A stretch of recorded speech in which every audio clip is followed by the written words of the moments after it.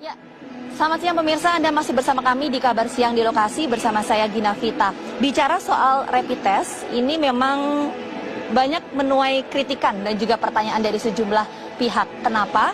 Karena kalau kita tahu bahwa pemerintah sudah mengalokasikan anggaran untuk penanganan COVID-19 senilai 677 triliun rupiah. Dengan rinciannya 87 triliun ini untuk anggaran kesehatan, 589 triliun ini untuk jaring pengaman sosial. Tapi kenapa sampai saat ini masyarakat masih juga ditarik dan juga dikenakan biaya untuk menjalani rapid test, khususnya bagi masyarakat yang akan bepergian keluar daerah.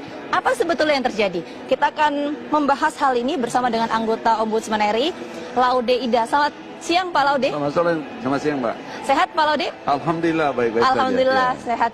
Semoga sehat selalu. Pak Laude, kalau kita tahu ini kan sekarang banyak yang mendapatkan kritikan atau disoroti adalah mengenai alokasi anggaran senilai 677 triliun, tapi sampai saat ini masyarakat masih dikenakan biaya untuk rapid test. Ya. Investigasi dari Ombudsman mengenai hal ini seperti apa? Pertama, teman-teman kami di Ombudsman, asisten saya di Ombudsman itu telah melakukan investigasi berapa harga satu set alat rapid test. Sekitar 2 bulan lalu. Itu harganya sekitar 70-an ribu. Kemudian mengagetkan kami karena kewajiban untuk mengikuti rapid test bagi mereka yang bepergian atau untuk keperluan tertentu itu ternyata dikenai biaya antara 300.000 sampai 1 jutaan. Itu rapid? Untuk rapid test sampai ya, 1 juta? 1 jutaan ya. Okay. Dan itu memaksa. Sementara pada saat yang sama pemerintah sudah menganggarkan pada waktu itu 400-an triliun ya. 400-an triliun. Sekarang menjadi 670-an triliun. Cukup banyak. Ombudsman belum melakukan investigasi, dikemanakan saja uang ini. Bagaimana penggunanya? Ya. Siapa yang menggunakan? Apakah juga tidak termasuk biaya-biaya yang harus dikeluarkan waktu melakukan rapid test? Itu belum ada investigasi bagi Ombudsman. Tetapi yang mengagetkan justru tadi, dan bahkan asisten kami yang berpindah dari Jogja saja ke Jakarta itu bayar rapid test sekitar 350.000 dan hanya memperoleh surat keterangan. Di beberapa tempat di Indonesia ini, di pelabuhan-pelabuhan, di mana-mana, di bandara, saya kira seharusnya menyiapkan rapid test secara gratis. Ya. Karena sudah dianggarkan oleh pemerintah. Dan yang individu yang punya kepentingan untuk bepergian tidak boleh ada biaya ekstra untuk itu, karena ini satu bisnis yang tidak berperi kemanusiaan, memanfaatkan kesempatan ketakutan orang, kecemasan orang untuk memperoleh keuntungan pribadi dan kelompok. Dari mana ada indikasi keuntungan itu, bagaimana Pak? Tidak, ini harganya 70.000 bisa di-charge menjadi 1 jutaan. Oh, artinya awalnya itu 75.000 atau 70.000 terus kemudian naik jadi 300.000 begitu? Iya, bisa menjadi 1.500% keuntungannya. Kalau 100% berarti 150.000. Kalau sudah 1 juta berapa itu? Kan 1.500%. Harusnya yang mewajibkan rapid test itu menyiapkan alat rapid test dan tidak boleh berbayar, gratis gitu. Pak, tapi jadi intinya kesimpulannya adalah kecurigaan dari Ombudsman RI adanya ladang bisnis ini karena ada kenaikan harga dari 75.000 menjadi 300.000 atau 400.000 begitu. Itu kenaikan harga itu yang utama. Kemudian kedua, kenapa ini semua ada fenomena kan menjadi kesana kemari, bahkan surat keterangan itu menjadi bisnis tersendiri.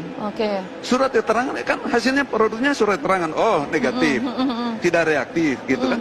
Itu bisnis tersendiri kan sebetulnya. Jadi ini menjadi sesuatu yang sangat ironis. Bisnis tersendiri untuk siapa, Pak? Ya, pebisnis medis tertentu. Pebisnis medis khususnya alat-alat kesehatan COVID itu. Sudah meminta keterangan dari pemerintah belum mengenai hal ini? Minta konfirmasi begitu, kenapa sih kok harganya naik gitu? Belum, karena ini kan sebetulnya semula kami tidak kehendaki seperti itu, tidak menduga seperti itu.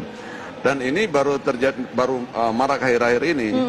Termasuk terus terang saya secara pribadi, termasuk ponakan saya mau balik Kendari ini minggu lalu, tes dulu dia 700.000.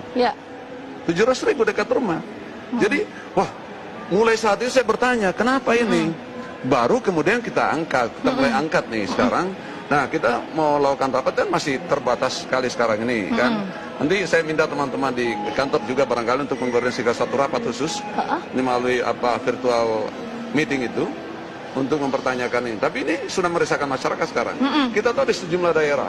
Kapan itu Pak akan melakukan rapat virtual dengan Ombudsman, pemerintah dan pihak-pihak terkait untuk kemudian mengkonfirmasi hal ini? Saya akan koordinasikan dengan itu keputusan pada tingkat pimpinan. Itu dia rekomendasi yang akan diberikan oleh Ombudsman untuk fenomena atau kejadian atau kritikan semacam ini seperti apa, Pak? Pertama, hentikan memperoleh keuntungan dari rakyat. Itu kan sekarang ini menyedot uang rakyat melalui pemaksaan kewajiban itu dalam situasi yang sangat menakutkan di wabah corona itu. Itu yang pertama. Hentikan kewajiban itu. Kemudian kalaupun ada kewajiban untuk rapid test, maka cukup mengganti biaya produksi rapid test itu. Biaya produksi rapid test itu sekali lagi hanya 70-an ribu tes. Boleh rapid test, boleh rapid test gratis.